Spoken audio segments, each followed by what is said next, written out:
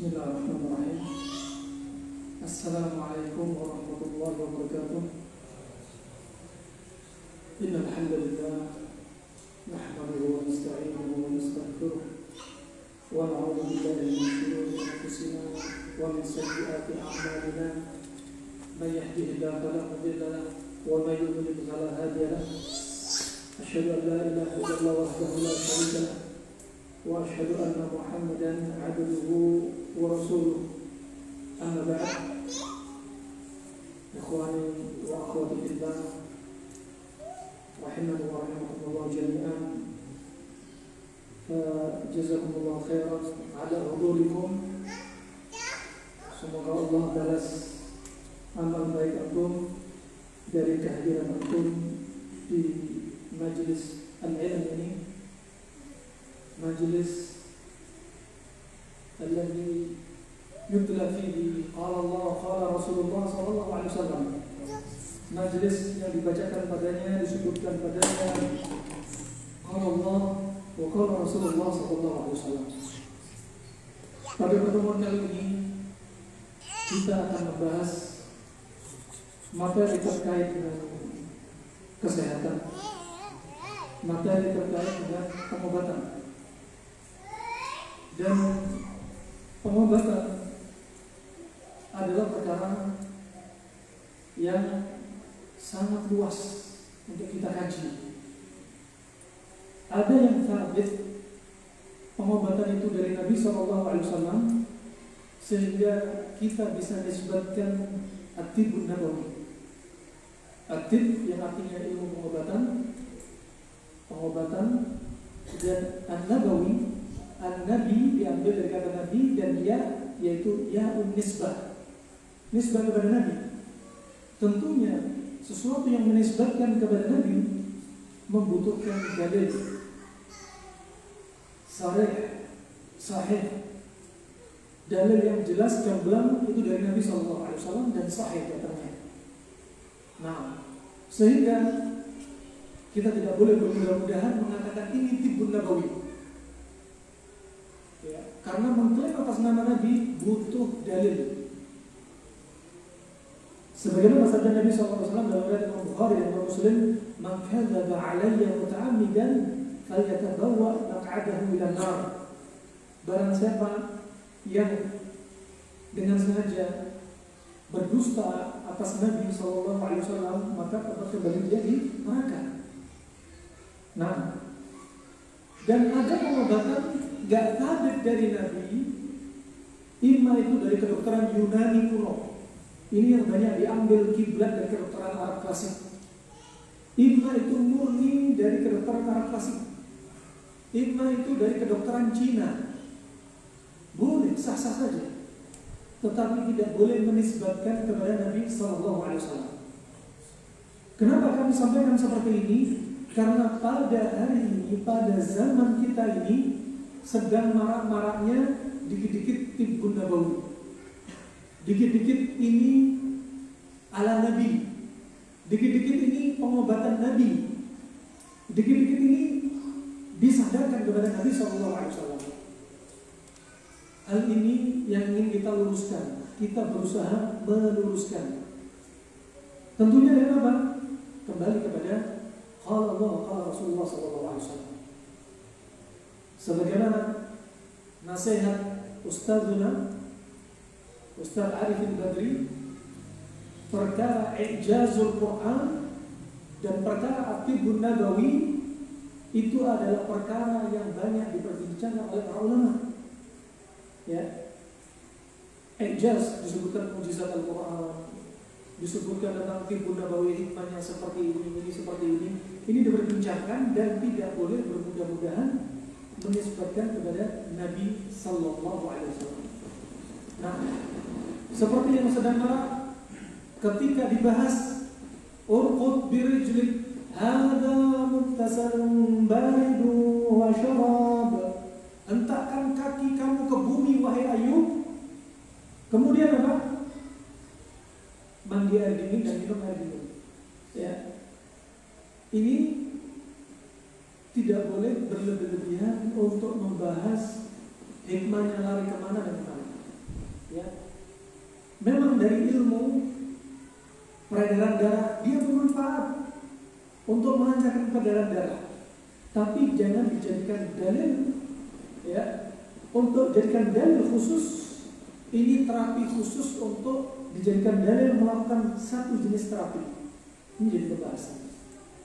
Nah, rahimahumullah, sehingga apa? Kita tidak bermudah-mudahan mencari dalil mencocok logi satu perkara. Nah, jikalau ada hikmahnya, cukup katakan ada hikmah di balik ini, sah, silahkan. Akan tetapi jangan jadikan hikmah ini sebagai apa? Dalil khusus. Rahimahumullah, pembahasan kita kali ini terkait dengan pembahasan salah satu terapi pengobatan Arab klasik, yaitu al-fasdu. Al-fasdu, fasad itu seperti merobek, ya, seperti merobek. Merobek apa? Merobek pembuluh darah. Sebelum kita masuk pada terapi al-fasdu, dan tadi sore sebagian teman-teman sudah menyaksikan, bagi yang belum menyaksikan silakan simak berikutnya di video berikutnya untuk kita share. Ya, karena kalau kita menyampaikan materi tapi nggak ada praktek, nanti nggak tahu apa maksudnya al-fasdu. Ya, al-fasdu. Pertama, yang ingin kita bahas, apa hukumnya terapi al-fasdu? Ya, hukumnya terapi, hukum asalnya mubah. Hukum asalnya mubah. Ya, hukum asalnya mubah.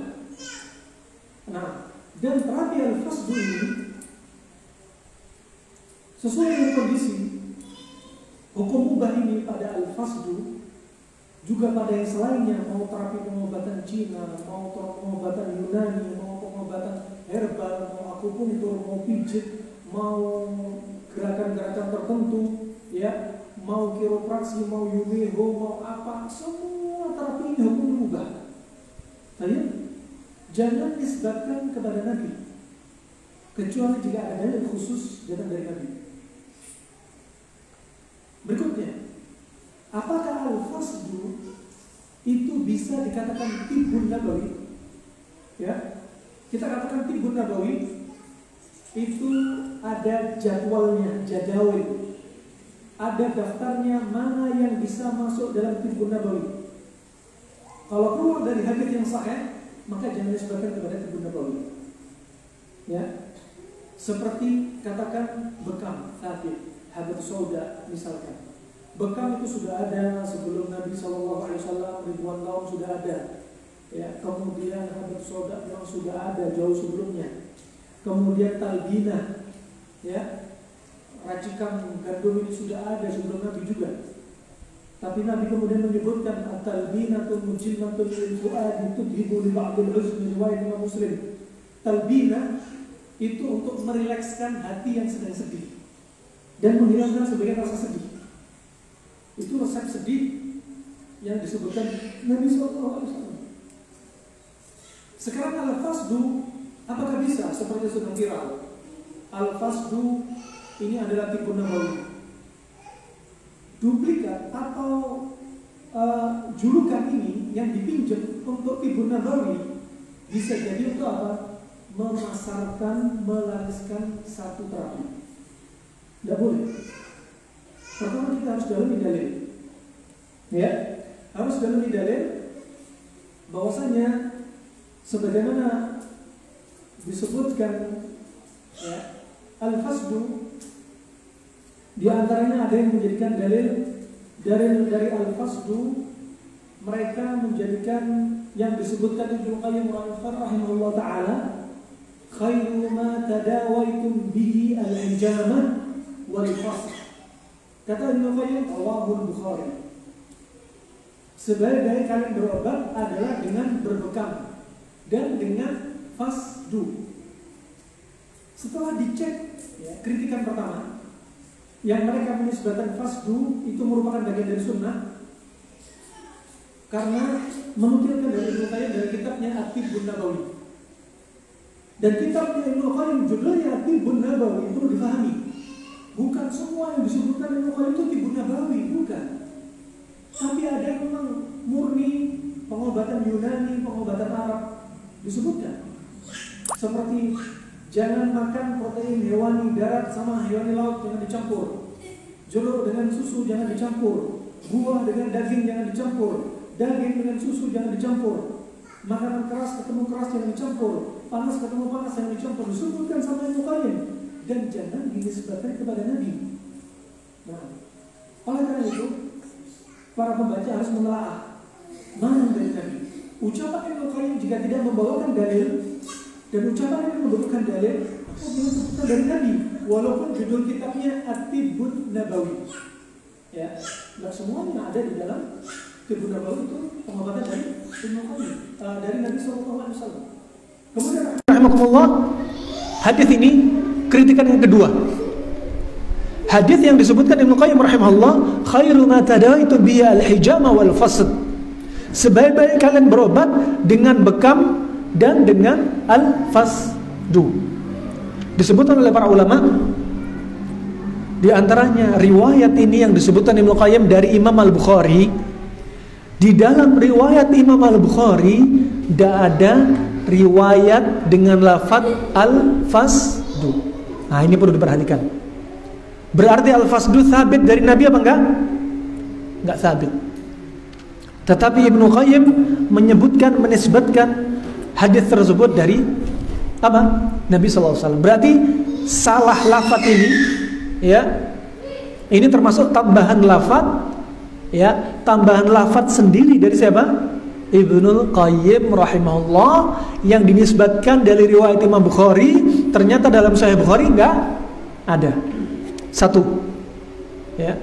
Kedua, nah, walaupun seandainya, ya, hadis yang aslinya khairu ma tadawaitum bi al-hijama, sebaik kalian berobat dengan hijama.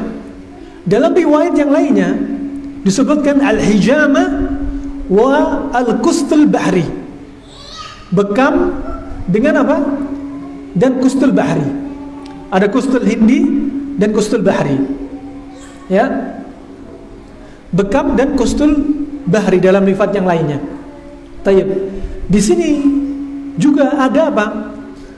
Masuk dalam pembahasan para ulama, yaitu masuk dalam pembahasan fiqh at-Tibbun Nabawi, fikih dalam memahami Tibbun Nabawi.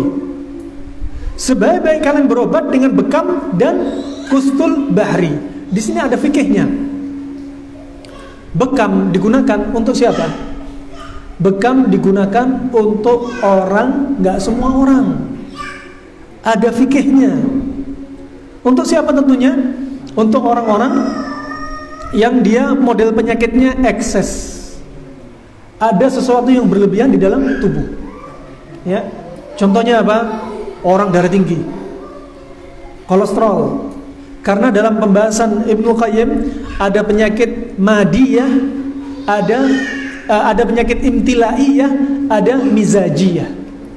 Imtilaiyah apa? Unsur yang berlebihan dalam tubuh atau ekses. Mizajiyah apa? Percampuran antara penyakit, ada sifat panas, ada dingin, atau ada yang panas dan dingin, ya, atau dengan sifat yang beraneka ragam. Ini dibahas oleh mereka. Dan bekam ini bagus untuk siapa? Orang yang sifatnya ekses, berlebihan. Adapun orang katakan darah rendah dibekam, darah rendah difasdu, tambah pingsan. Nah, ini fikih. Walaupun Nabi mengatakan sebaik-baik kalian berobat dengan bekam, tapi ada fikihnya. Baik. Kemudian wakustul bahri, dan juga kustul bahri. Ada kustul hindi, kustul bahri. Kustul hindi sifatnya panas. Berarti cocok untuk orang yang sakitnya sifatnya dingin. Orang darah tinggi dikasih kustul hindi, kustul bahri, darah tingginya bisa tambah naik. Pernah salah seorang pasien, salah seorang ibu-ibu, dia bertanya, "Ustadz, saya ada famili kena COVID. Kemudian saya kasih dia kustul hindi, kok tambah kejang? Kok demamnya tambah tinggi?" ternyata lidahnya menunjukkan dia ini sindromnya panas dan dia punya darah tinggi. Nah ini sebaik-baik kalian berobat tetap ada fikihnya, ada tata caranya. Barakallahu fikum. Kemudian rahimakumullah, berarti dalil yang mengatakan kustul hindi sabit kepada Nabi enggak sahih. Karena Ibnu Qayyim menyebutkan lafaz ziyadah kustul, menyebutkan lafaz ziyadah yaitu al-fasdu enggak ada di dalam riwayat Imam Bukhari. Kemudian yang berikutnya, dalil berikutnya yang disebutkan oleh orang-orang yang mengatakan fasdu itu tibun nabawi, dalil yang kedua yaitu dalil sebagaimana dalam riwayat hadisnya sahih. Yang kedua ini hadisnya sahih dari Jabir bin Abdullah. Ya, riwayat Imam Muslim, Abu Daud, Ibnu Majah. Anna Nabiy sallallahu alaihi wasallam ba'atha ila Ubay ibn Ka'ab tabiban faqata'a lahu 'irqan wa kawwahu alaihi. Wa kawwahu alaihi. Nah, di sini menyebutkan Jabir bin Abdullah mengatakan bahwasanya Nabi SAW memerintah kepada Ubay bin Ka'ab seorang dokter. Dokternya siapa? Al-Harith bin Kaldah. Dokter ya, orang Arab yang belajar dari Persia. Belajar kedokteran dari Persia. Dari kedokteran Yunan. Ya. Dan Ubay bin Ka'ab waktu itu bahwasanya Nabi memerintah Ubay bin Ka'ab yaitu untuk apa? Nabi memerintah seorang dokter yaitu kepada Ubay bin Ka'ab seorang dokter, faqata'a lahu 'irqan. Kemudian diputuslah pembuluh darahnya, wa kawwahu alaih. Setelah pembuluh darahnya diputus, kemudian dikei. Dikei yaitu disengat besi panas.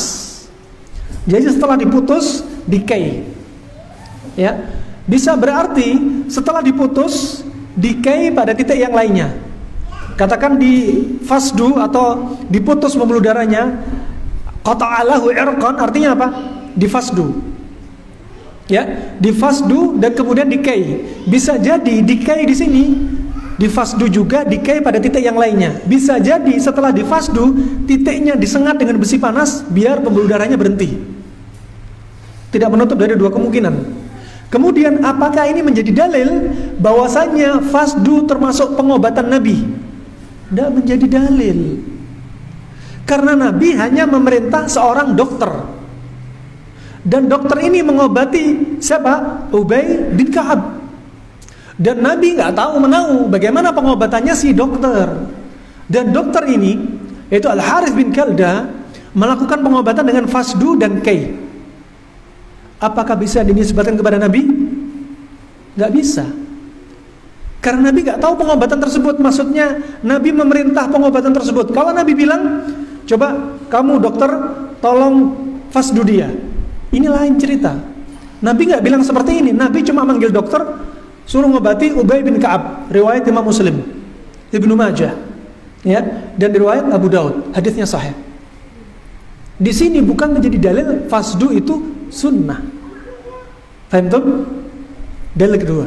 Dalil ketiga, Ibnu Qayyim menyebutkan dalam kitab ini bahwasannya Ibnu Qayyim menyebutkan kalam ulama di masa lalu, fasdu itu adalah masuk kategori bekam. Fasdu masuk kategori bekam. Dalil ini juga nggak benar. Kenapa? Hakikatnya caranya fasdu, caranya bekam sudah beda. Pembuluh darah mana yang disayat, yang dikeluarin sudah beda. Ya, musimnya dilakukan sudah beda. Tata cara sudah beda. Tetap nggak bisa dipaksakan fasdu itu dari sunnah Nabi SAW. Bisa difahami? Nah, dan fasdu sudah ada sejak zaman dahulu. Ini tiga dalil, tiga bantahan untuk orang yang mengatakan fasdu itu sunnah. Barakallahu fikum. Kemudian rahimakumullah, tapi ingat, jangan Anda fahami kalau bukan sunnah itu nggak boleh diamalkan. Jangan. Karena perkara mubah. Dan pada kenyataannya orang butuh di fasdu. Berapa banyak orang stroke Ketika stroke langsung di fasdu, dikeluarin darahnya 10 cc saja, nggak jadi stroke. Ya, berapa banyak orang yang tegang lehernya, mata kabur di fasdu, alhamdulillah sembuh. Kalau sudah teruji coba, jangan dilarang. Nggak ada kaitannya dengan agama. Ini terapi dunia, harus kita pahami. Jangan semua terapi dipaksa-paksakan masuk dalam agama. Jangan, oh terapi ini Masya Allah, terapi Tibun Nabawi, oh terapi ini Masya Allah, kalau kamu melakukan terapi ini kamu dapat pahala. Jangan dipaksain ya, seperti fasdu ya fasdu, gak usah ngubung-ngubungin masalah agama. Terapi yang diperbolehkan, silahkan. Nah, ini untuk apa? Meluruskan mindset kaum muslimin biar gak salah. Nah, dan fasdu bukan ibadah. Fasdu terapi sebagaimana Anda terapi kepada dokter, terapi kepada herbalis, akupunkturis, siapapun juga para terapis, boleh-boleh saja. Selama terapi itu tidak menyelisih syariat. Ya, tidak ada unsur keharaman, tidak ada unsur kesyirikan, ya. Tidak ada unsur-unsur yang menyelisih syariat Islam, silahkan. Halal. Kenapa? Asyai' al-mubah, kullu syai'al mubah idza jawaza haddahu ghalaba ila diddih.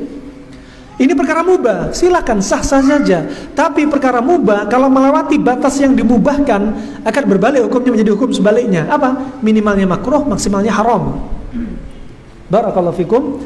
Kemudian rahimakumullah jami'an, maka fasdu ini enggak dilarang. Ya. Sebagian orang menyatakan ya, sedang rame di dunia maya atau dunia nyata mengatakan fasdu itu ya adalah terapi yang mengkhawatirkan. Fasdu itu terapi yang berbahaya. Fasdu itu tidak lebih baik daripada donor darah. Fasdu itu adalah terapi yang penuh resiko. Fasdu itu macam-macam ucapan ini perlu kita teliti. Karena ucapan siapapun dia, mau dokter, mau ustadz, mau siapa, ucapan itu ada kalanya benar, ada kalanya salah. Nah, dan fasdu ini pada kenyataannya, Masya Allah, banyak manfaatnya. Sering pengalaman yang paling banyak kita alami diantaranya orang yang mengalami irqun nasa, isyalgia. Ketika di fasdu titik di bawah mata, di belakang mata kaki, subhanallah sekali fasdu dengan izin Allah sembuh. Kenapa? Bitajrubah, sudah tajrubah. Dengan catatan siapa yang melakukan, ini harus profesional, itu saja. Yang melakukan harus tahu orang yang pantas di fasdu siapa saja, bagaimana sterilisasinya, di mana dibuang darahnya, di mana dibuang jarumnya, ya. Sebelum di fasdu siapa saja yang tidak boleh untuk di fasdu, setelah fasdu dia harus apa, pantangannya apa, disebutin. Ya, butuh profesional. Tetapi yang jadi perbincangan para ahli kedokteran modern sekarang, kenapa fasdu sampai sekarang nggak ada izinnya? Kenapa? Karena khawatir kalau diperbolehkan, kemudian khalayak umum memfasdu, sedangkan mereka nggak ada latar belakang mana yang pantas untuk difasdu dan mana yang tidak, sehingga banyak menimbulkan malpraktek. Ini untuk apa? Kemaslahatan manusia. Ya, masalah bekam saja sekarang sangat ketat, terutama bekam basah. Ya, yang melakukan harus orangnya seperti ini, kriterianya profesionalnya seperti ini. Demikian rahimakumullah. Fasdu ini hakikatnya ada manfaatnya. Cuma siapa? Terapisnya harus profesional. Dari sisi apa? Dari sisi keilmuan dia. Bagaimana sterilisasinya? Bagaimana mendiagnosa pasien? Bagaimana jika pasien tiba-tiba pingsan, shock? Apa yang dilakukan? Mereka tahu. Orang awam memfasdu. Ketika pasien pingsan, bingung, ya, kejang-kejang mau diapain, bingung. Tapi kalau profesional, mereka paham mau diapain. Tindakan pertama kali dilakukan apa, paham. Ini yang gak dimiliki oleh sembarang orang. Barakallahu fikum. Kemudian rahimakumullah jami'an, fasdu ini ya memang termasuk ilmu warisan, yaitu kedokteran Arab klasik. Sudah ada Kalau bekam Cina sudah jauh-jauh sebelumnya. Fasdu ini memang Arab. Orang Badu kalau sakit dikit-dikit fasdu. Dan pengobatan Arab itu sangat simpel, mudah. Dan orang Arab ketika mengobati sesuatu, mereka nggak terlalu banyak mengkombinasi herbal ketemu herbal. Cukup satu herbal misalkan. Nah, kemudian ketika terapi juga mereka simpel, buang darahnya. Ya, lakukan terapi ini, terapi itu, sengat besi panas misalkan. Mereka simpel sekali. Dan sebelum kita masuk bagaimana fasdu titiknya, ya, kita harus tahu pembuluh darah kita. Pembuluh darah dilihat dari peredaran darahnya dibagi menjadi dua. Peredaran darah besar dan peredaran darah kecil. Peredaran darah kecil dia hanya antara jantung dan paru, kemudian kembali ke jantung lagi. Sedangkan peredaran darah besar itu apa? Dari jantung disebarkan ke seluruh tubuh. Ya, kita harus pahami. Dan dari sisi dua jenis pembuluh darah ini dibagi menjadi dua, arteri dan vena. Kalau pembuluh darah arteri itu dari jantung ke seluruh tubuh. Kalau pembuluh darah vena dari seluruh tubuh balik ke jantung. Kemudian bedanya yang berikutnya. Kalau arteri, dia ini pembuluh darahnya tebal dan dia nggak punya katup. Ini bagaimana Allah ciptakan. Makanya Allah berfirman, "Walaqad khalaqnal insana fi ahsani taqwim." Dan betul-betul Allah Subhanahu wa taala menciptakan manusia sesempurna-sempurna ciptaan. Ya. Kata para ulama ahli tafsir, At-Tabari, Syekh As-Sa'di, ya, dan masyayikh-masyayikh yang lainnya, Ibnu Katsir, menafsirkan ayat ini fi ahsani taqwim, yaitu fi ahsani surah wal qamah. Apa artinya? Allah menciptakan manusia sebaik-baik apa? Surah. Surah itu apa? Anatomi. Qamah. Qamah itu apa? Fisiologinya. Anatomi fisiologinya manusia sudah diciptakan oleh Allah betul-betul sempurna. Mata, bagaimana Allah ciptakan? Kita memandang, pandangan mata kita, mau kamera semahal apapun, 100 juta, 200 juta, gak akan sebaik mata memandang. Bagaimana Allah ciptakan lambung? Kenapa Allah ciptakan lambung 3 lapis? Kenapa ada HCl, ada pepsinnya? Bagaimana Allah ciptakan usus? Bagaimana Allah ciptakan ginjal? Bagaimana Allah ciptakan otak? Bagaimana Allah ciptakan saraf? Dan dalam hal ini, bagaimana Allah ciptakan pembuluh darah dan jantungnya? Pembuluh darah arteri itu lebih tebal daripada vena. Ya, dan dia nggak punya katup. Kenapa?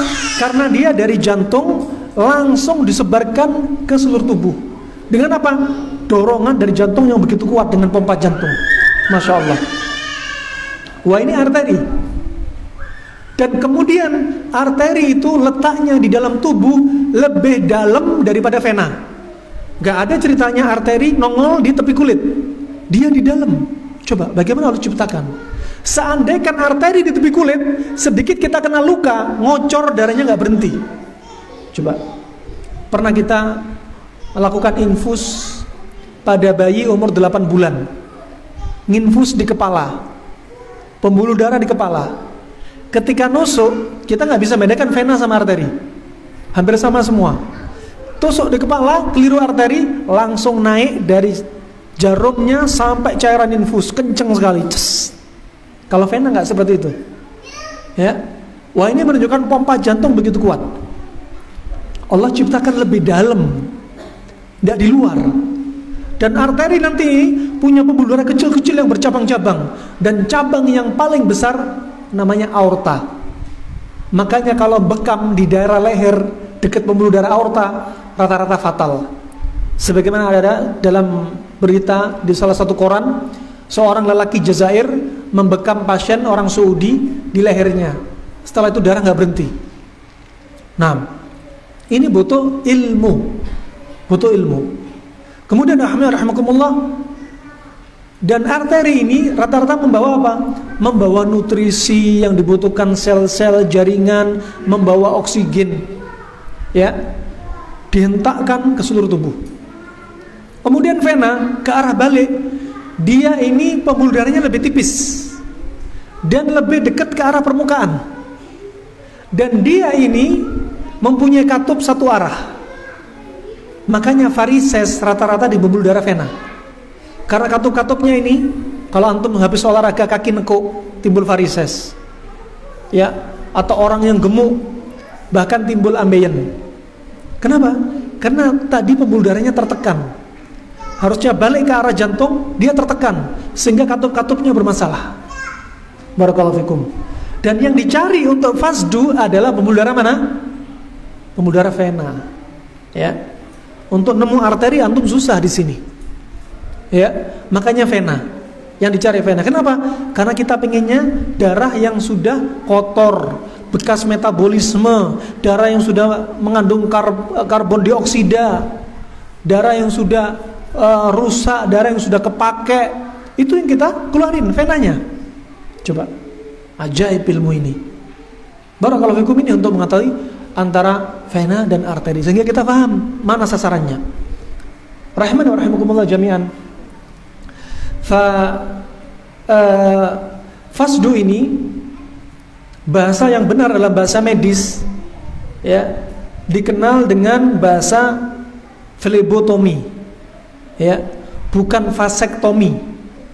Flebotomi itu merobek, ya, bukan venesection, ya.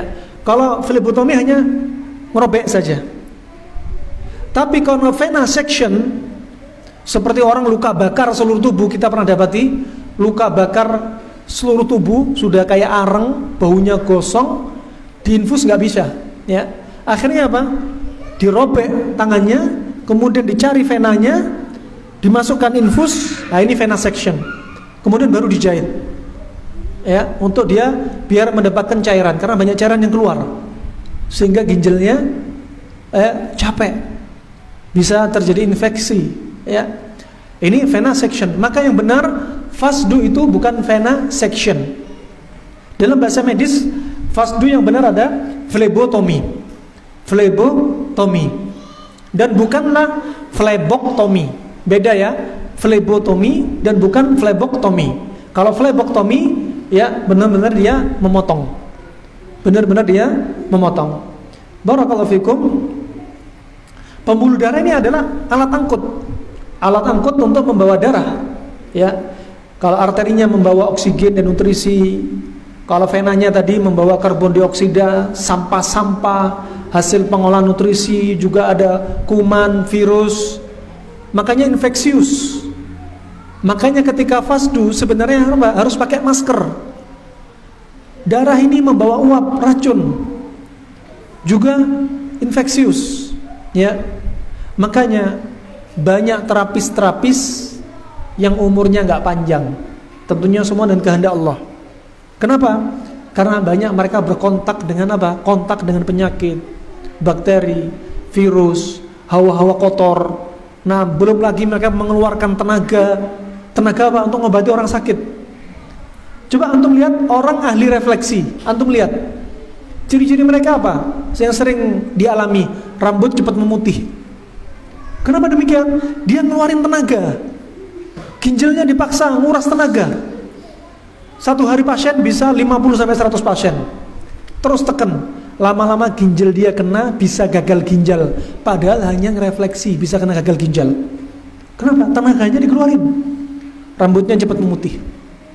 Nah, demikian rahmatullah. Jadi terapis itu banyak resiko, ya, banyak resiko. Dan sebaik-baik kalian memang apa? Yang bermanfaat untuk saudara kalian. Khairukum anfa'ukum linnas. Sebaik-baik kalian yang banyak bermanfaat kepada saudara kalian. Dengan dalih ini bukan berarti antum takut tua, cepat capek, cepat tua, umur tambah pendek kata mereka. Akhirnya nggak mau menerapi temennya, bukan. Ya, selama temennya butuh dibantu. Ya, dan antum menjadi orang yang bermanfaat bagi umat, bagi kaum muslimin, bahkan termasuk ilmu pengobatan ini termasuk garda dari garda dakwah. Ya. Karena statusnya orang yang sakit itu orang yang sedang imunnya lemah, imannya juga lemah. Maka saat itu tim pengobat, mau dokter, mau perawat, mau sinsei, mau herbalis, mau akupunkturis, mau ahli refleksi, siapapun juga kalau bisa kuasai ilmu dakwah. Saatnya si sakit yang imannya lemah dinasihatin. Saat itu posisi dia sedang di bawah, si pengobat posisinya di atas. Saat imannya lemah, dakwah masuk. Masya Allah, berapa banyak orang dapat pintu hidayah dari sisi pengobatan. Nah, bahkan kata Imam Syafi'i rahimahullah, la taskun fil bilad laisa fihi al-alim yuftik wa tabib yudawik. Kata Imam Syafi'i apa? Jangan kalian tinggal di satu negara yang negara itu nggak ada seorang alim. Yang alim ini untuk memberi kamu fatwa, mengobati penyakit fisik dan hati. Dan yang nggak ada dokternya, yang mana dokter itu mengobati kamu. Bahwasanya dua profesi ini sangat penting, alim dan tabib, alim dan dokter. Itu penting, sepanjang masa dibutuhkan. Nah, ini wasiat Imam Syafi'i rahimahullah ta'ala. Kemudian rahimakumullah jami'an, la ilaha illallah. Perlu diketahui bahwasanya menjadi pembahasan yang marak, lagi rame. Ada sebagian mengatakan tidak perlu terapi fasdu, lebih baik donor darah. Ini ucapan-ucapan tentunya perlu untuk diresapi kembali, ditadaburi. Karena ucapan ini menggembosi apa? Orang yang ingin terapi fasdu. Walaupun dia bukan sunnah, tapi ini terapi yang manjur. Manjur ketika apa? Ketika cocok. Cocok apa? Cocok diagnosanya. Barakallahu fikum. Pertama, kalau seandainya terapi fasdu itu dilarang, yang mana terapi fasdu, bekam, dan yang semisalnya, juga terapi muntah, ya, memuntahkan apa dalam perutnya, juga terapi yaitu pakai musahilat, mencuci perut, juga terapi gurah. Ingat, jangan disebutkan kepada Nabi kalau kami nggak sebutkan Nabi. Terapi ini disebutkan Ibnu Qayyim termasuk terapi istifraq. Apa itu istifraq? Yaitu terapi untuk mengosongkan apa yang ada di dalam tubuh. Karena di sana, sebagaimana dikatakan Ibnu Qayyim dari Abu Abdillah Al-Maziri, bahwasanya penyakit itu ada penyakit amrad ibtilaiyah, penyakit karena unsur yang menumpuk di dalam tubuh, ya. Bisa itu karena damawiyah, karena darah yang menumpuk berlebihan. Bisa safrawiyah, balghamiyah, saudawiyah, ya, karena hormon-hormon enzim-enzim. Juga penyakit amrad mizajiyah. Penyakit mizajiyah yang tadi kita sebutkan sifatnya panas, dingin, lembab, kering, atau yang tersusun dari dua sifat, al-harara wal buruda, ya, dan lain sebagainya. Itu ada terapi yang diperlukan apa? Istifraq. Seperti kasus imtilaiyah, yaitu darah yang menumpuk, tersimpan unsur-unsur yang berlebihan, itu dilakukan istifraq. Apa istifraq? Mengosongkan. Terapi pengosongan banyak, diantaranya adalah fasdu. Nah, kemudian alhamdulillah, sekarang kalau seandainya donor darah, lihat, donor darah ada pantangannya, yang oleh pihak dokter atau perawat, orang yang hendak donor, dilihat kalau dia tensinya di atas 140, tidak boleh donor. Kalau di bawah 100, di bawah 90 jelas. Fasdu juga nggak boleh, donor nggak boleh. Adapun terapi pada donor tensi di atas 140 dilarang. Kenapa? Karena darah itu mau dipakai lagi untuk orang lain. Kemudian kolesterol terlalu tinggi, gula terlalu tinggi, ya, mereka gak dianjurkan donor darah. Berarti apa? Terapi istifraq, pengosongan imtilaiyah berupa damawiyah, berupa darah, gak bisa kepake dong. Bisa dipahami? Nah, kalau fasdu ini memang nggak dipakai lagi, memang dibuang. Memang dibuang. Dan tujuannya memang nggak dipakai lagi, dibuang semuanya. Ya, darah tingginya dengan dibuang untuk menurunkan tensinya. Sering kita alami orang yang darah tinggi 180 setelah di fasdu, 180 sebelum terapi fasdu, setelah terapi fasdu langsung turun 140. Langsung turun 40 mm Hg. Barakallahu fikum. Kemudian kolesterol juga langsung keluar. Ya. Kemudian gejala yang nampak dari orang yang diterapi fasdu apa? Lehernya ringan, pandangan lebih cerah. Kenapa? Karena pada unsur-unsur darah sudah banyak darah yang kotor, banyak kandungan asam urat, kolesterol yang keliling melalui pembuluh darah kecil-kecil kapiler, ya, kemudian dia lewat mata, lewat kepala, dan lain sebagainya. Itu menghambat peredaran darah. Masya Allah, orang mau kencing manis, ya, kemudian orang darah tinggi, orang asam urat, pakai fasdu, istifraq, ya, kecuali tadi pantangan. Darah tinggi, anemia, hipoglikemi, ya, orang misalnya kurang tidur dan lain sebagainya. Nanti akan kita sebutkan kapan diboleh, kapan nggak boleh. Itu nggak boleh di fasdu. Yang boleh tadi kita sebutkan ekses berlebihan. Barakallahu fikum. Bisa dipahami? Fasdu sangat manjur. Ya. Cara membuktikan apa? Fakta yang membuktikan. Ya. Kalau ada orang mengatakan tidak manfaat, ya, kenapa? Karena dia belum mengalami, karena dia belum terjun langsung ke fasdu, karena dia tidak mendalami, hanya sekedar teori, karena dia belum langsung terjun ke pasien, kepada kasus-kasus. Tapi ketika menghadapi kasus, maka dia betul-betul merasakan dampak-dampak positif dari fasdu. Barakallahu fikum. Ya, nah, adzan. Baik. Setelah adzan kita lanjutkan.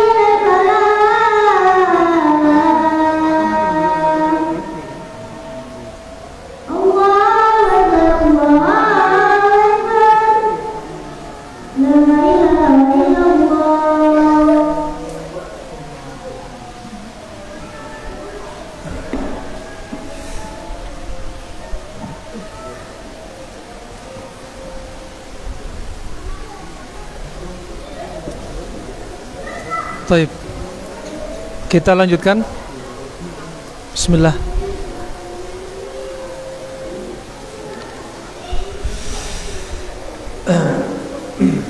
Bismillahirrahmanirrahim.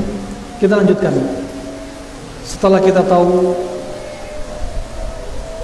tentang hukumnya fasdu, kemudian benar gak nisbat kepada Nabi, kemudian kita tahu anatomi tentang pembuluh darah, kemudian kita tahu perbedaan antara fasdu dengan donor darah. Ya.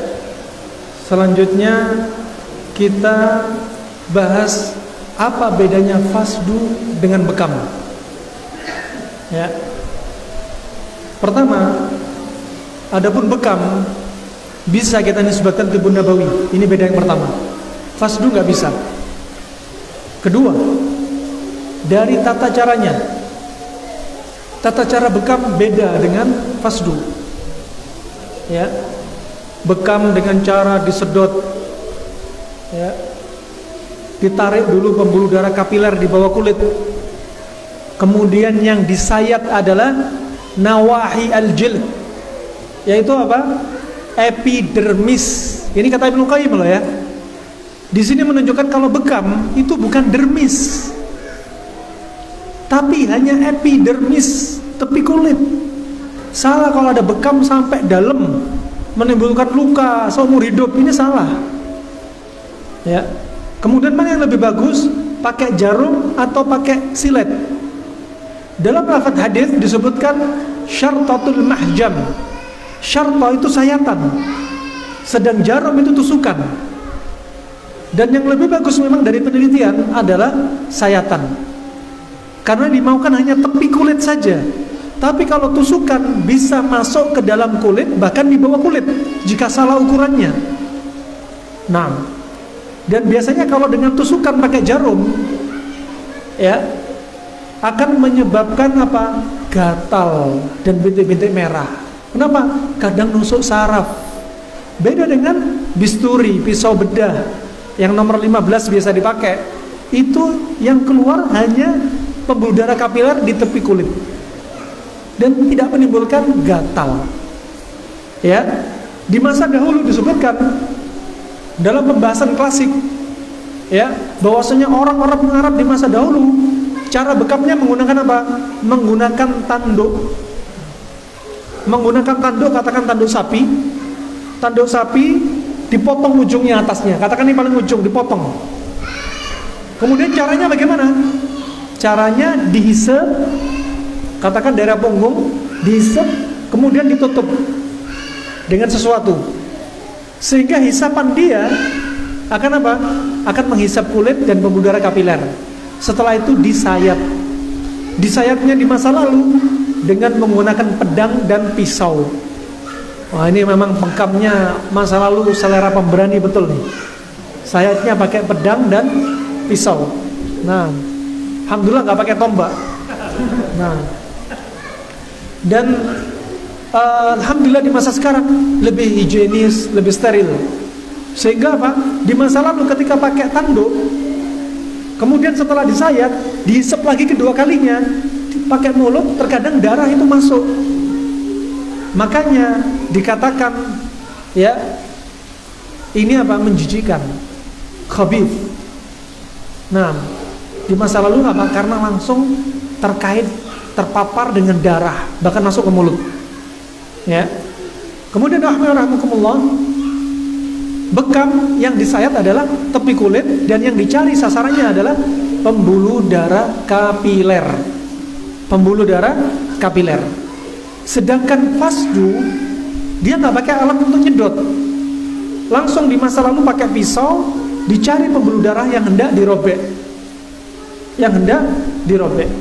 Maka ini tentunya beda. Kemudian dari sisi kedua, darah yang keluar itu beda, nggak sama dengan darah bekam fasdu, beda. Pada bekam, darah yang keluar setelah diteliti oleh para ahli laborat, yang keluar adalah darah-darah yang kotor, sampah-sampah. Sel darah putih tidak ikut keluar bersama darah bekam. Coba, Masya Allah, darah-darah yang masih baik tidak ikut keluar. Ini bedanya. Sedangkan pada fasdu, semua kandungan dalam pembuluh darah ikut keluar. Kotornya, sel darah putihnya, darah yang masih baik keluar, ikut keluar semua. Nah, tetapi masing-masingnya punya kelebihan sendiri-sendiri. Bukan berarti menafikan salah satunya. Semua pada apa? Pada pasien dan kondisinya. Kemudian ketiga, Ibnu Qayyim juga menyebutkan bekam itu lebih cocok pada orang yang tipenya panas plus pada suhu panas.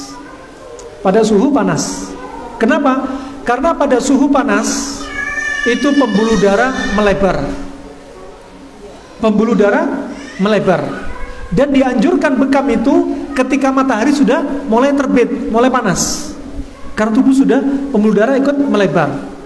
Pembuluh darah ikut melebar. Ya. Dan juga dianjurkan oleh Ibnu Qayyim.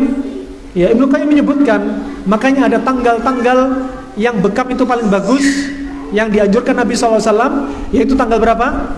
17, 19, 21.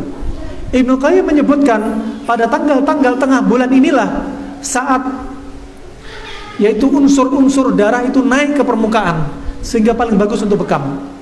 Dan sering kami coba ketika di awal bulan Hijri, di akhir bulan Hijri, pernah Anda dapati awal bulan Hijri di Yaman musimnya panas, 10 pasien pernah kami bekam keluar darah hanya sedikit.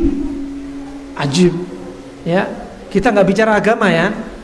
Jangan asal sebut Nabi. Kita hanya prakteknya. Ternyata ucapan Ibnu Qayyim sudah melalui apa? Tajrubah. Ya. Nggak semua ucapan Ibnu Qayyim itu salah, nggak semuanya pula benar. Ya. Melalui tajrubahnya dia, termasya Allah, ajib, pernah kami alami. Barakallahu fikum. Kemudian rahmatullah, maka apa? Bekam ditentukan pada waktu-waktu yang apa? Waktu darah itu sedang kapilernya melebar. Adapun fasdu lebih direkomendasi ketika kapan? Musim dingin. Seperti kita sekarang musim hujan, cocok sekali pakai fasdu. Ya, cocok sekali pakai fasdu. Dan fasdu nggak seperti bekam. Dia nggak peduli pagi, siang, malam, kapanpun juga silahkan. Ini bedanya. Dibahas oleh ulama, masya Allah. Nah, sekali lagi kita menyebutkan kalam ulama dan tidak menyebutkan Nabi Sallallahu Alaihi Wasallam untuk tidak bermudah-mudahan menisbatkan kepada Nabi Sallallahu Alaihi Wasallam. Taib, sudah kita bahas tentang perbedaan. Sekarang kita masuk. Siapa yang nggak boleh difasdu? Yang nggak boleh difasdu tentunya orang yang tubuhnya ada atau mengalami defisiensi, mengalami unsur apa? Minus, kekurangan, hipoglikemi, kurang gula, kemudian anemia, kurang darah, hipotensi, tensinya rendah, ya, kemudian badannya kurus kering, juga nggak direkomendasi. Kemudian orang yang sedang diare, sudah diare mau dikeluarin darahnya, nggak direkomendasi. Kemudian ditanyai, jangan lupa dia punya masalah penyakit darah apa enggak, perlu. Seperti punya kanker darah, seperti leukemi dan yang semisalnya, perlu ditanyai dong. Makanya perlu ahli yang melakukan. Nah, ditanyai, kemudian ditanyai sebelum fasdu, ditanyai, Pak, Anda makan berapa jam lalu? Saya baru aja makan. Kalau orang nggak tahu ilmunya, baru makan di fasdu, di bekam, sering kami dapati. Kadang kami teledor, saking banyaknya pasien. Tiba-tiba apa? Pasien langsung pingsan. Ternyata baru makan. Kenapa? Rahmatullah, pembuluh darah sedang konsen ke alat pencernaan. Kemudian di fasdu, dialihkan perhatian pembuluh darah larinya kemana? Ke perut, disibukkan ke jatahnya ke perut, dibuang, pingsan. Ya. Kemudian ditanya, Pak, kemarin begadang apa enggak? Semalam begadang apa enggak? Oh, 3 malam saya begadang. Pernah. Saking banyaknya pasien, kami katakan banyaknya pasien, sampai teledor juga. Ya, waktu di Yaman. Waktu itu kita pakai bekam, baru 1 sayatan, seret, itu pun tipis, langsung jatuh, dugak, pingsan, kejang-kejang lagi. Langsung bilang ke teman-temannya wasiat. Waduh, terapisnya justru ketakutan ini. Wasiat, tolong sampaikan istriku, hartaku nanti ada ini. Waduh, yang terapi udah bingung dah. Alhamdulillah akhirnya langsung kita infus, ya. Kemudian terapi shock, penanganan shock, alhamdulillah bekhair, sehat. Coba kalau orang nggak paham, ya, mau diapain? Barakallahu fikum. Demikian rahmatullah. Jadi ada cara-caranya.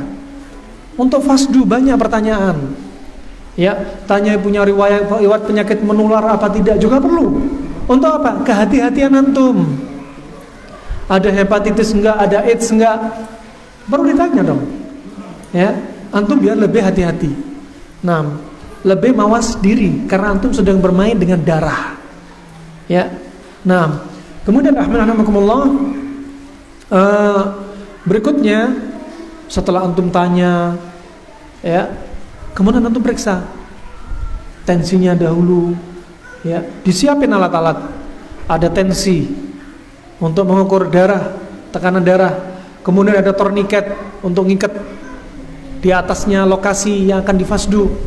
Kemudian antum siapkan Hansaplast, plester, ya, untuk menyeterilkan kulit, ya, sebelum dilakukan pelaksanaan tusukan pada jarum. Kemudian antum gunakan kalau pakai jarum nomor 18 gauge. Kemudian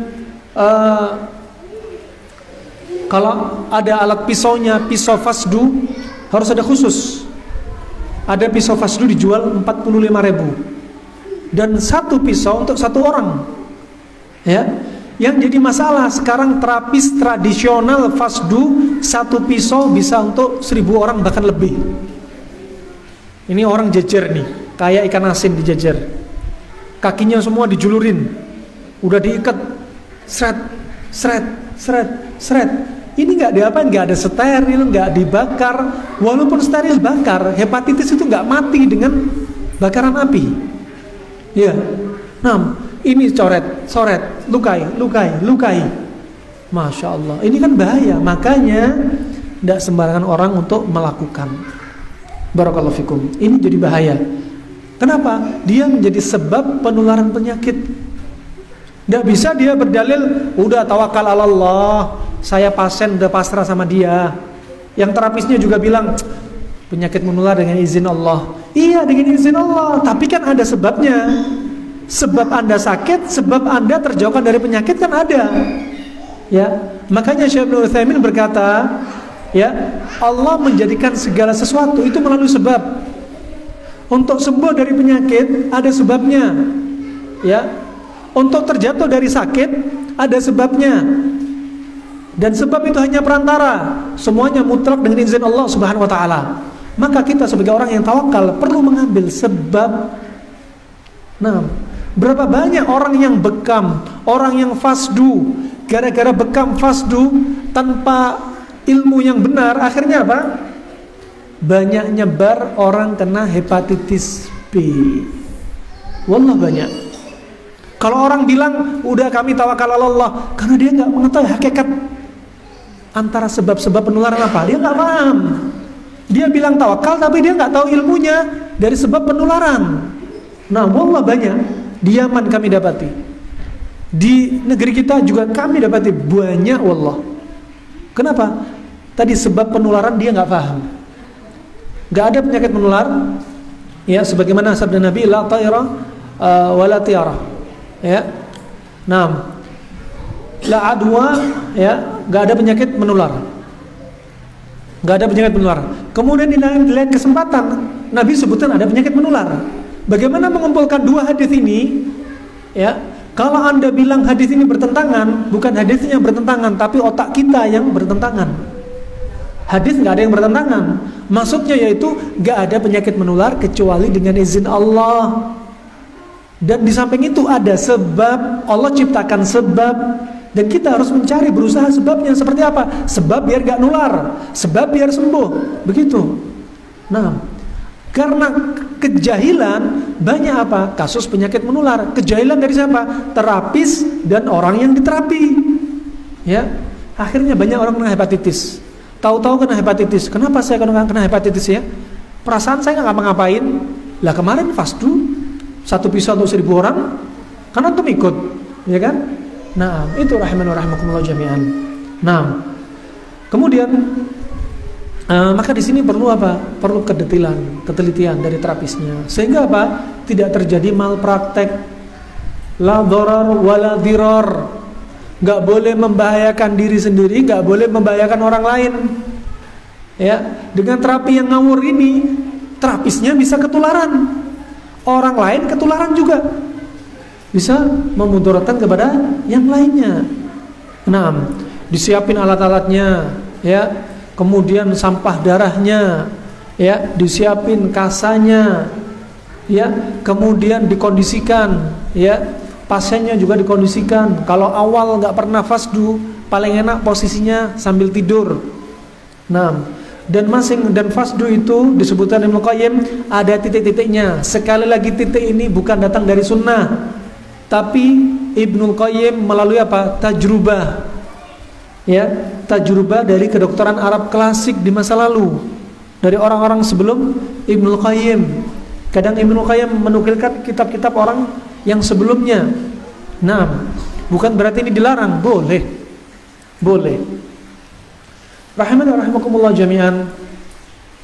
Mungkin sebagian orang belum mengenal fasdu. Ya, apa itu fasdu?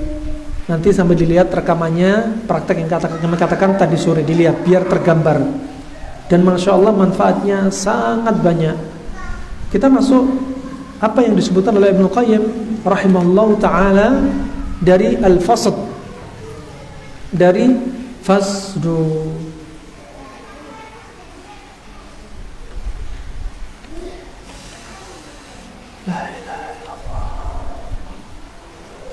Di sini Ibnu Qayyim menyebutkan bahwasanya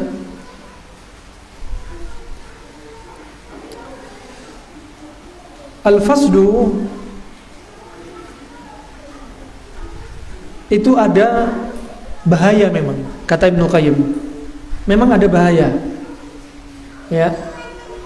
Tentunya bahaya bagi apa? Bagi orang enggak paham. Bagi orang yang tidak paham. Dan pada fasdu ini, kata beliau, sebenarnya jangan terlalu sering dilakukan dengan cara sayatan ini. Ya. Sebagaimana umurnya darah 120 hari. Ketika kita tahu 120 hari berarti fasdu direkomendasi 4 bulan sekali. Jangan sering-sering. Mentang-mentang gemuk mau minta fasdu 2 minggu sekali, bukan. Ya. Bukan. Kemudian fasdu ini biasanya dilakukan walaupun gak 4 bulan sekali, tapi ketika dibutuhkan, misalkan tiba-tiba tensi tinggi, bisa dilakukan fasdu. Tapi setelah itu apa? Konsumsi untuk menggantikan darah dengan cara apa? Misalkan seperti kurma, ya. Seperti kalau kita bisa kasih sayuran bayam, ya. Nah, yang tinggi besi untuk meningkatkan hemoglobin. Dan dalam pengobatan Arab klasik ada istilah resep sakanjabin. Sakanjabin itu apa? Minuman kombinasi antara masam dengan manis. Minuman kombinasi antara masam dengan manis. Ya. Disebutkan Ibnu Qayyim. Dan minuman ini seperti yang disebutkan Ibnu Qayyim, kadang mereka menggunakan cuka dengan madu. Ya. Ada yang menyebutkan hadis, ya. Ada yang menyebutkan hadis bahwasanya orang yang akhlaknya jelek itu seperti perusakan apa? Cuka yang merusak madu. Ya, hadis ini lemah. Enggak sabit dari Nabi sallallahu alaihi wasallam. Bahkan orang Arab menggunakan cuka dengan madu. Ya. Kemudian ada pun di negeri kita yang dipakai oleh para dokter, di antaranya seperti para bidan ketika untuk kasus ibu-ibu yang anemia, kadang mereka menganjurkan apa? Fe ditambah vitamin C untuk menghasilkan hemoglobin. Fe itu besi, ditambah vitamin C. Vitamin C sebagai katalisator untuk membentuk Fe ini menjadi hemoglobin. Dan di sini sakan jambin juga bisa dipraktekkan. Pada apa? Kurma jadinya dicampur dengan jeruk. Kurma mengandung tinggi besi Fe dan jeruk vitamin C untuk menghasilkan hemoglobin lebih cepat daripada cuma Fe saja. Ya. Cuma Fe saja dia bisa menjadikan hemoglobin, tapi ketika Fe ditambah dengan vitamin C akan dipercepat karena dia sebagai katalisator, pemercepat terbentuknya hemoglobin. Masya Allah. Ini berarti termasuk resep sakan jabin. Sakan jabin. Dan kemudian Ibnu Qayyim rahimahullah, ya, beliau menyebutkan beberapa titik fasdu. Kata Ibnu Qayyim rahimahullah, di situ ada titik namanya fasdu al-basiliq. Fasdu pada titik basiliq. Subhanallah, ini basilik ini bahasanya siapa? Bahasanya kedokteran Yunani. Kedokteran modern di zaman kita, para dokter mereka menyebutkan vena basilik. Ternyata Ibnu Qayyim juga membahas fasdu al-basilik. Ya, basilik yang seperti yang sini, peredaran yang nyebar sini. Ya. Ini mencocoki kedokteran modern zaman sekarang, coba. Ya. Di antara manfaatnya, kalau dalam pembahasan kitab ini, ya, basilik disebutkan dalam Mu'jam al-Wajiz. Dalam kamus bahasa Arab, Mu'jam al-Wajiz halaman 32-33, mereka menyebutkan definisi vena basilik adalah waridun fi batnil mirfaq yamtaddu fil 'adad yamtaddu fil 'adad. Jadi apa? Dia pembuluh darah yang masuk dalam mirfaq, batinul mirfaq. Kalau ini zahirul mirfaq, kalau ini batinul mirfaq. Ya, ini berarti pembuluh darah yang ada di, yaitu bagian dalam siku yang dia menjulur sampai ke adud. Ini, sini. Ya, ke atas. Ya, dan di sini ada pembuluh darah. Di sini juga ada pembuluh darah. Ya, dan disebutkan manfaatnya di sini, ya. Disebutkan manfaatnya di antaranya ketika di fasdu daerah sini, manfaatnya di antaranya adalah untuk menghilangkan panasnya pada liver dan limpa. Liver dan limpa panas. Kenapa? Karena makanan yang kita konsumsi sering sifatnya panas, sehingga liver dan limpa ikut panas. Bagaimana cara tahunya liver dan limpa panas? Kalau ilmu kedokteran Cina pakai diagnosa lidah. Coba antum lihat, keluarkan lidah masing-masing coba. Hadap-hadapan coba. Kalau limpa dan liver panas, coba lihat. Nah, kalau lidah antum tengah itu retak-retak, di tengah retak-retak berarti limpa antum kering. Kenapa? Karena kepanasan. Dan ini sangat bagus. Pakai fasdu pada titik yang seperti ini. Faham tuh? Ya. Nah, kalau antum lihat lidah antum jolor, lidah jolor, ingat kalau orang sensitif, gagal paham, suudon, diagnosa lidah, jolurin, oh antum ini limpahnya lembab, oh limpahnya kering, oh limpahnya panas. Kalau orang nggak paham, waduh, dukun anyaran nih. Bukan, suatu itu melalui proses ilmu dan tajrubah. Tidak ada kaitan sama agama. Barakallahu fikum. Kalau antum lihat lidah antum masing-masing nanti berkaca. Ya, lihat lidah antum gini. Ujung lidah warnanya merah. Di bawah lidah itu bengkak dan warna merah. Ketahuilah, antum sedang menyimpan amarah. Mungkin dengan istri kah? Mungkin dengan seseorang kah? Atau dengan mantan? Nah, wallahu a'lam. Mantan istri maksudnya. Nah, Barakallahu fikum. Dan bisa jadi apa? Antum sedang memendam rasa sedih. Ingat, ini bukan ilmunya dukun. Ini melalui apa? Proses. Ya. Sedang apa? Menyimpan rasa sedih. Ya. Di antaranya ada, permisi ya, nggak ada nyindir siapapun. Ya, misalkan ada orang nggak nikah-nikah, nyimpen, bisa. Ada orang sudah nikah, pengen nikah lagi nggak diizini, nyimpen. Ini sedih ini. Nah, barakallahu fikum. Rahman wa rahimakumullah. Ini di antara seni apa? Seni pengobatan. Ya, seni pengobatan. Ya. Ada istilah sekarang Jones, jomblo ngenes katanya. Nah, wah ini bisa tebel katanya. Nah, rahman wa rahimakumullah. Ya, terkadang bisa kita ketahui demikian. Ketika limpa kering, hati juga kering. Ya. Di antaranya dengan menggunakan ini. Kenapa? Menghilangkan panas yang berlebihan. Pada apa? Titik basilik. Kemudian yang berikutnya, untuk limpa juga. Kemudian wal auram al kaina fihi minad dam. Juga untuk pembengkakan yang disebabkan karena stagnasi peredaran darah. Ya, seperti beberapa kasus tumor. Berarti fasdu pada ini sangat bagus. Ingat, bukan dari Nabi. Sekali lagi, sering kajian anak dibilang itu nisbat kepada Nabi. Ya, anak nggak ngomong dari Nabi, yang salah paham pendengarnya. Ya, anak pernah bilang, Masya Allah, Nabi Masya Allah ketika buka miliknya kurma basah. Kalau nggak ada kurma kering, kalau nggak ada air. Dan di sini menunjukkan dokter Yunani, dokter Cina, dokter Arab klasik menyebutkan pertama kali yang masak lambung dan limpa itu adalah yang manis-manis. Jamaah tanya kepada ustadz yang lain.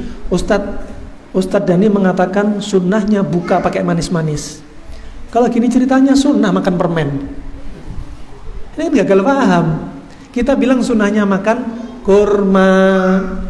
Kurma itu manis. Kita bahas dari sisi hikmah, bukan bilang kita sunnah manis-manis. Itu dia. Nah, makanya apa? Akhirnya ustadz yang salah paham, ya, dengan pertanyaan santri karena ikhwah yang salah paham. Bagaimana memahami apa yang kami maksudkan? Nah, makanya benturannya banyak di sini. Ya, benturan apa? Kadang kami dibilang, ada ustadz, antum kok bilang gini? Aduh, dengerin dulu ceritanya. Ini loh maksudnya. Nah, yang salah paham kadang ikhwanya. Kenapa? Karena Tibbun Nabawi ini sensitif sekali. Dikit-dikit orang bilang Tibbun Nabawi, ini nabi.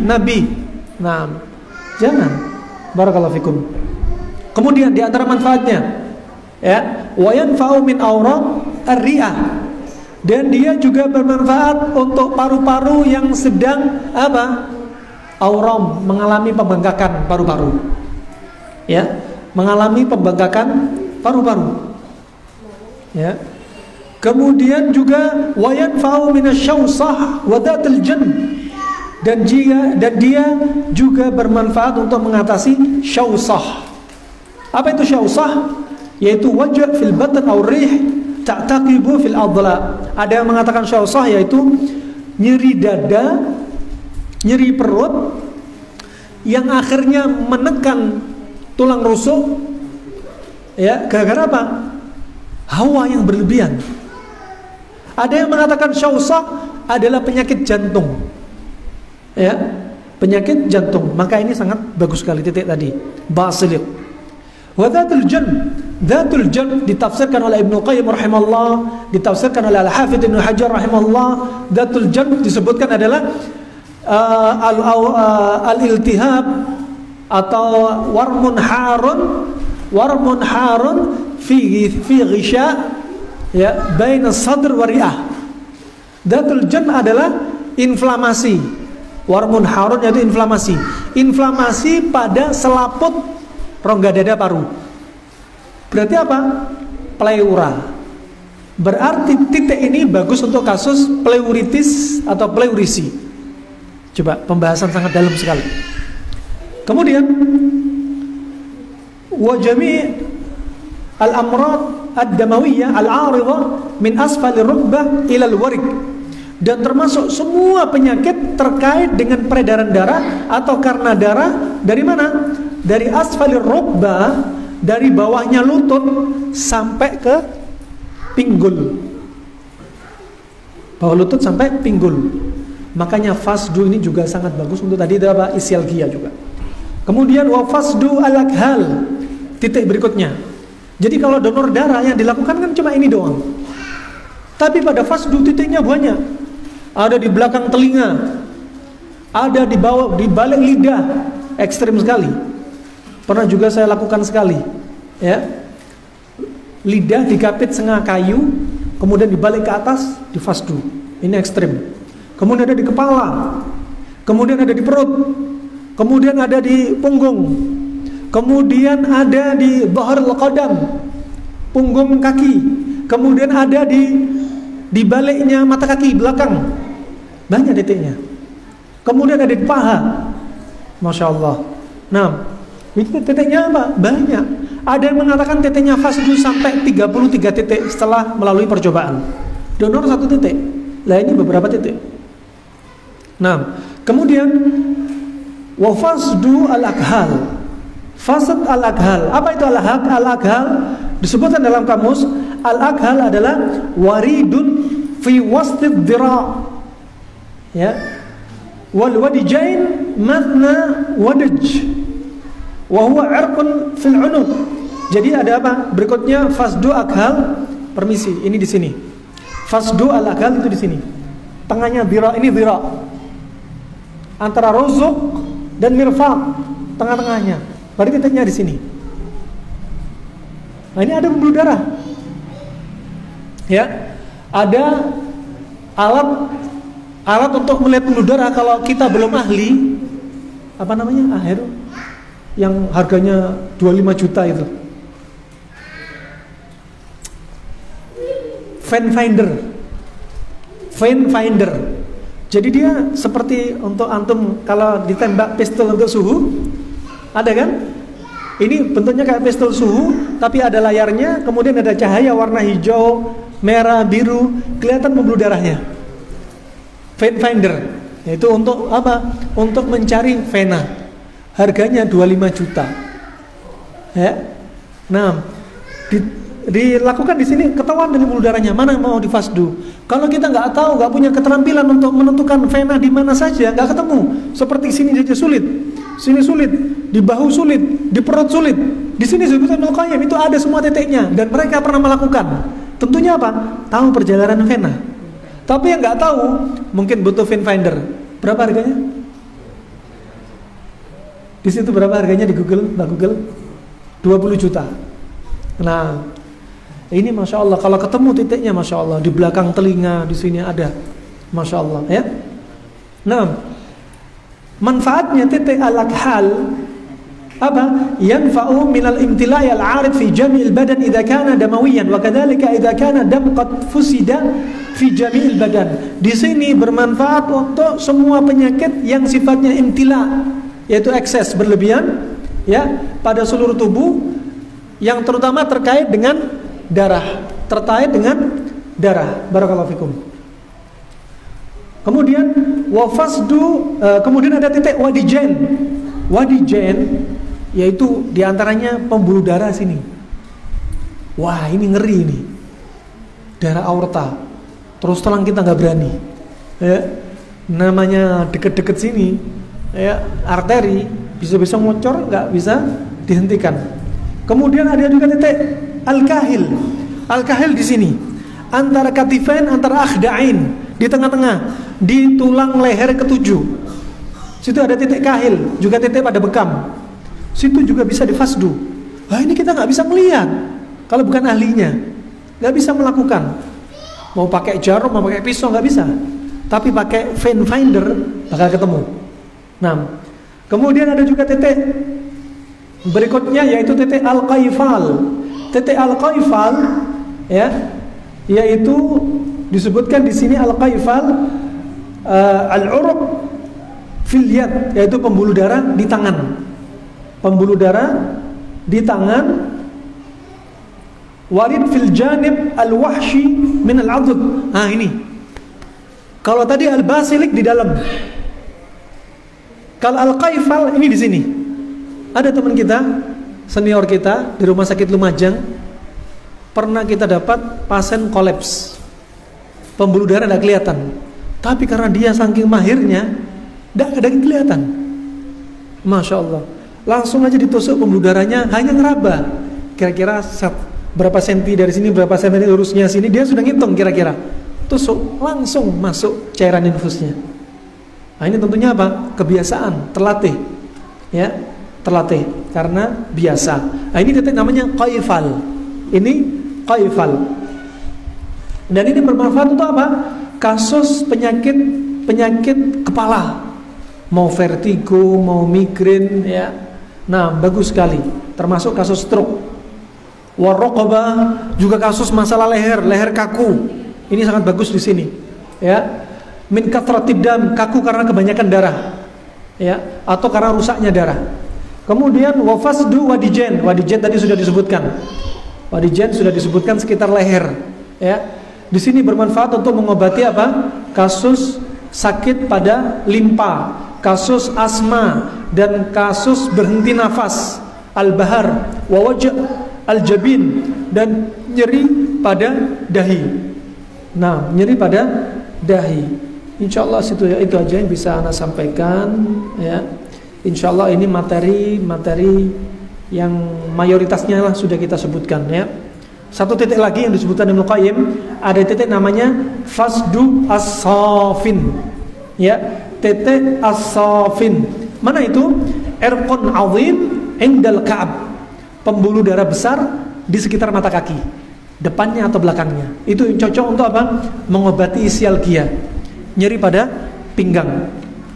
Dan dia bagus untuk mengobati apa? Quruh fakhidain wasaqin, untuk mengobati luka-luka pada paha dan luka pada betis. Biar cepat sembuh, dibuang darahnya. Biar apa? Darah baru cepat menggantikan untuk mengobati sel-sel. Nah, juga untuk mengobati inqata'it tamas, untuk orang yang enggak haid, berbulan-bulan enggak haid, ini titik paling bagus. Wal hikka al-'aridha fil unthayain, ada orang permisi yang skrotumnya, buah pelirnya sering gatal-gatal. Ini juga titiknya apa? As-safin. As-safin. Barakallahu fikum. Insyaallah sampai di sini saja apa yang disampaikan Ibnu Qayyim dan tambahan dari apa yang kami sampaikan. Barakallahu fikum. Berikutnya ini ada kuis ini. Biar Ana dulu yang bertanya pada antum. Pertanyaan pertama, ya. Pertanyaan pertama, sebutkan 3 bantahan orang yang mengatakan fasdu itu termasuk tibbun nabawi. Yallah, bismillah. Yang bisa jawab langsung angkat tangan.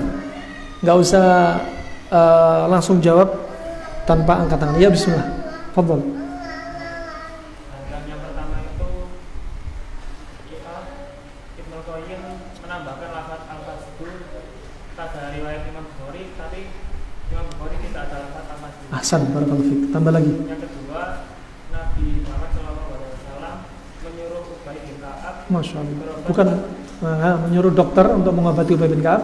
Terus? menyuruh dokter, tetapi Nabi tidak menyebutkan al-fasdu. Tapi Dokter yang melakukan terapi.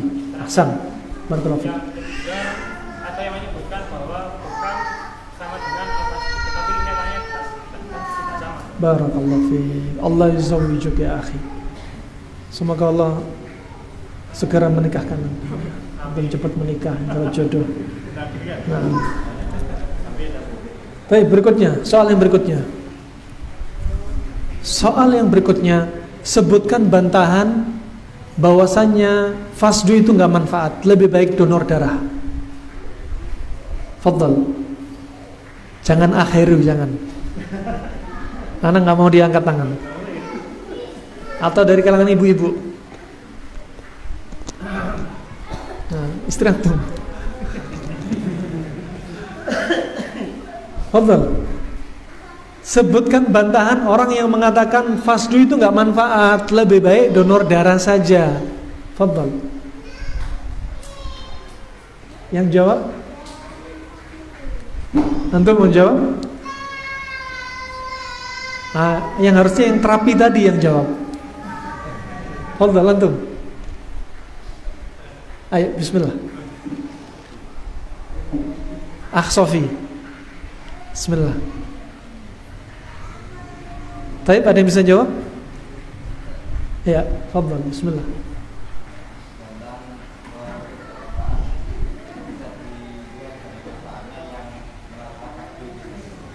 Taib, bisa.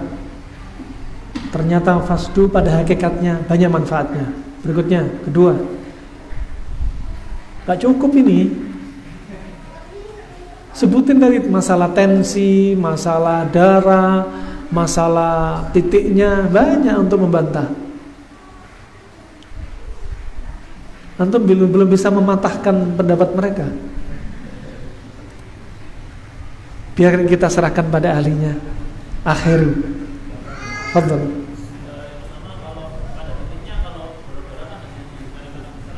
Nah, Hasan, yang pertama bukan hanya vena sini saja, tapi titiknya banyak. Kedua,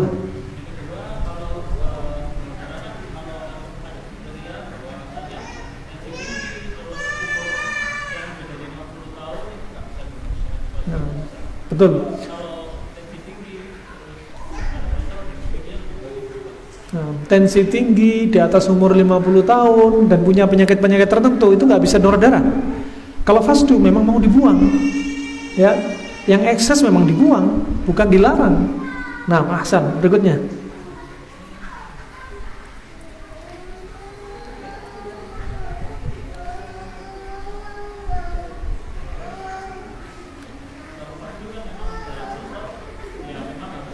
Harus dibuang. Darah memang mau dipakai lagi. Nah, ahsan. Barakallahu fiik, jazakallahu khair. Beliau yang kerja di rumah sakit, jadi beliau yang jawab. Lebih pantas untuk jawab. Nah. Baik, pertanyaan berikutnya. Apa hukum asalnya fasdu? Ini pertanyaan lebih simpel. Fadhal antum. Baik, mubah. Baik. Kemudian nanti ada kaidah. Kapan mubah itu bisa berubah hukumnya? Jika bukan mubah, ya mubah. Tapi kapan mubah itu hukumnya berbalik menjadi makruh atau haram? Kapan?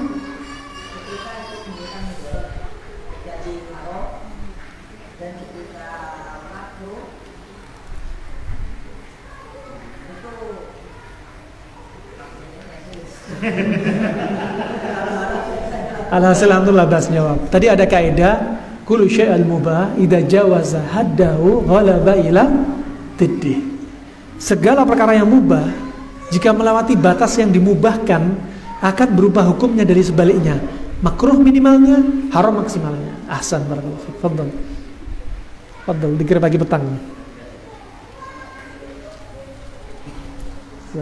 Siapa nama antum? Nama antum siapa? Masya Allah. Nah, yang bertaubat kepada Allah Subhanahu wa ta'ala. Baik. Soal berikutnya. Nah, saya berharap kepada ibu-ibu untuk bisa jawab. Ibu-ibu, wanita yang haid dan nifas boleh nggak difasdu? Kenapa nggak boleh? Boleh apa nggak boleh tadi? Kenapa nggak boleh? Kenapa nggak boleh, Bu? Nggak boleh sama suami atau siapa? Kenapa wanita haid dan nifas nggak boleh difasdu?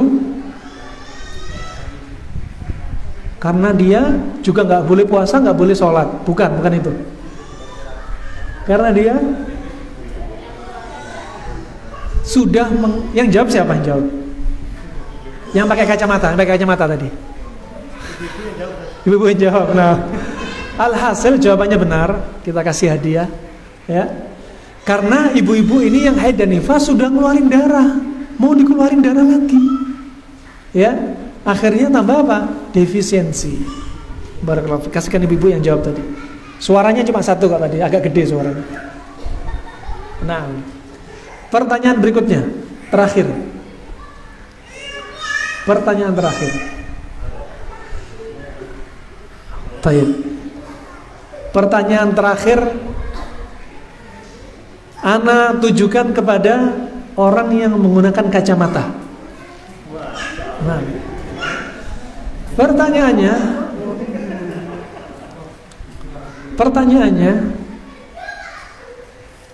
apa bedanya fasdu dengan bekam? Lah, antum sudah tadi. Apa bedanya fas? Yang kacamata, antum kacamata, ahlan, fadhal. Dipakai dulu kacamatanya. Fadhal. Apa bedanya fasdu dan bekam? Yang pertama,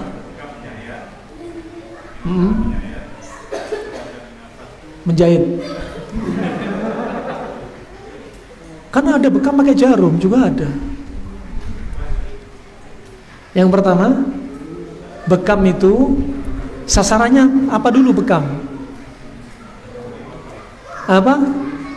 Pembuluh darah kapiler di kulit. Kalau fasdu, pembuluh darah vena 2. Kalau bekam 2.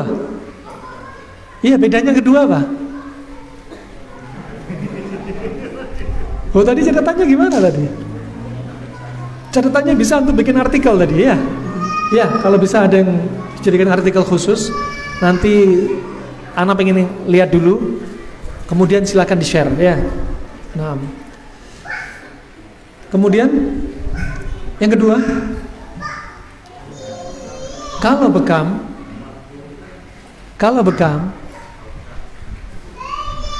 tata caranya sudah beda, sayap dan menggunakan alat ya, kop ya. Kalau fasdu menyayat pakai jarum atau pisau. Ketiga, kalau bekam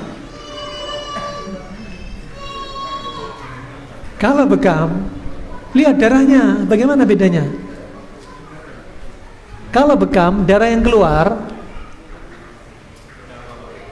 darah kotor saja. Kalau fasdu semua yang keluar. Keempat, kalau bekam, karena Ana sudah sebutin semua tadi, Ana nggak nyatet nih, asal lewat sambil lalu aja. Kalau bekam dilakukan, zaman tadi disebutkan, zamannya apa? Ketika musim panas, pada orang yang sifatnya panas ya. Kenapa? Karena pembuluh darah kapiler melebar. Kalau fasdu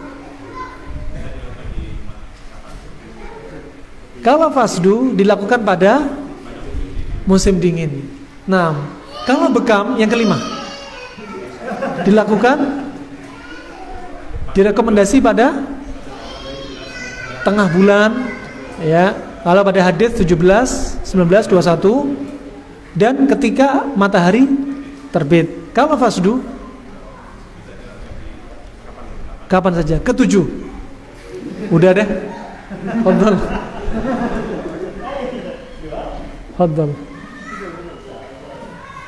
Nah, ini ada pertanyaan dari Ikhwa. Bagaimana cara menyembuhkan penyakit anemia? Tadi sudah kita sebutkan ya. Antum lihat, pernah ada dapati kasus ya, Masya Allah, ajib ya. Kasus anemia. Jadi ada ibu-ibu dituduh kena COVID, padahal hanya kena batu empedu. Hasil swab negatif, tapi tetap jadi tersangka. Diisolasi 2 pekan, nggak boleh ketemu suami, nggak boleh ketemu anak. Karena diisolasi, subhanallah, hanya batu empedu.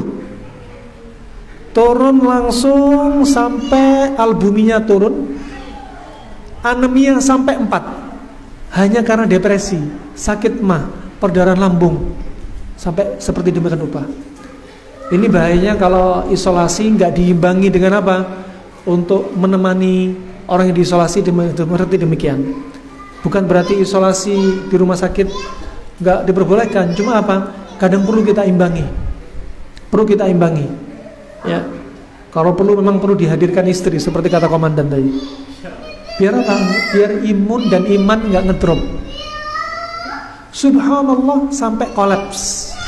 Pembuluh darah tidak kelihatan. Sampai akhirnya pihak rumah sakit memulangkan karena kolaps sudah. Ya. 2 pekan dirawat sampai menghabiskan 34 juta.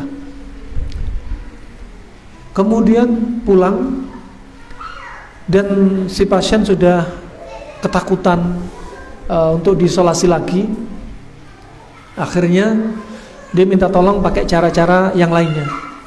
Subhanallah, anemia naik dalam waktu singkat. Kita gunakan apa?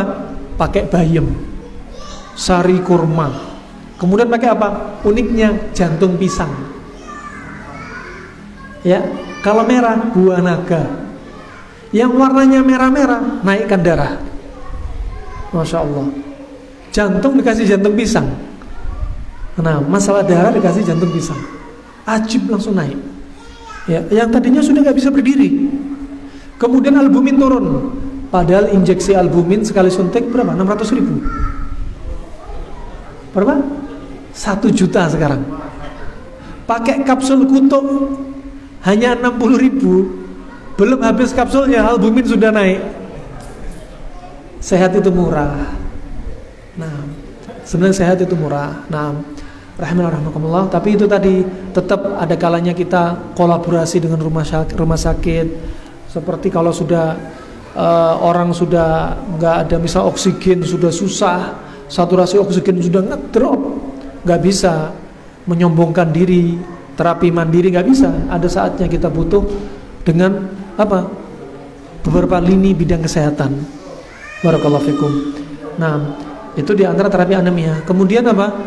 Jangan banyak konsumsi.